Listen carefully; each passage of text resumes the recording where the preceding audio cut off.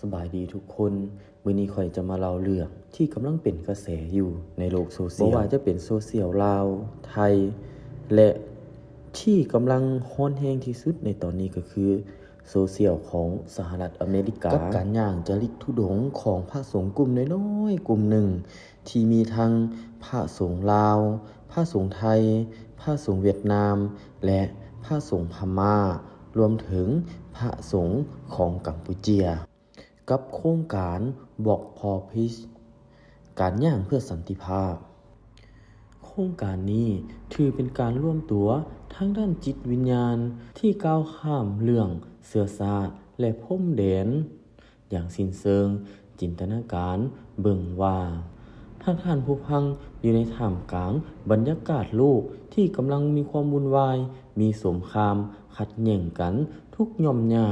แต่กลับมีพระสงฆ์กลุ่มหนึ่งอย่างสงบนิ่งประจันบานกับแสงแดดลมที่อเมริกาภาพที่ทุกคนเห็นและภาพที่มีคนศรัทธาอย่างมากหน้าหลายตาอย่างมหาศาลออกมาเบิ่งพระสงฆ์กลุ่มหนึ่งหรือพระธรรมทูตมาเหยียบย่ำบนแผ่นดินของอเมริกาท่านผู้ฟังทั้งหลายท่านได้ผ่านอีหยังมาแน่ประวัติการเดินธุดงค์ของคณะสงฆ์กลุ่มนี้ก็คือโครงการ Walk for Peace ถือว่าบ่ธรรมดามีประวัติความเป็นมาที่ยาวนานหัวเรือใหญ่และคณะพระอาจารย์เคยเดินจริกธุดงค์ในดินแดนพุทธภูมิอย่างประเทศอินเดียเนปาลมาหลายพันกิโลเมตรผ่าแดดฝนฝุ่นผุงชนในอินเดียจนนับบ่ถ้วนท่านเคยเดินผ่าป่าลึกภูเขาสูงชันมีการฝึกฝนความอดทนและขัดเกลาจิตใจของตัวเองให้แข็งแกร่งพอที่จะออกมาเผชิญโลกกว้าง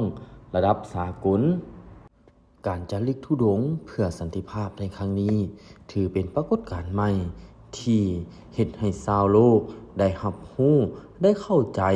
กฎแห่งกรรมสัจธรรมคำสอนของพระสัมมาสัมพุทธเจ้าที่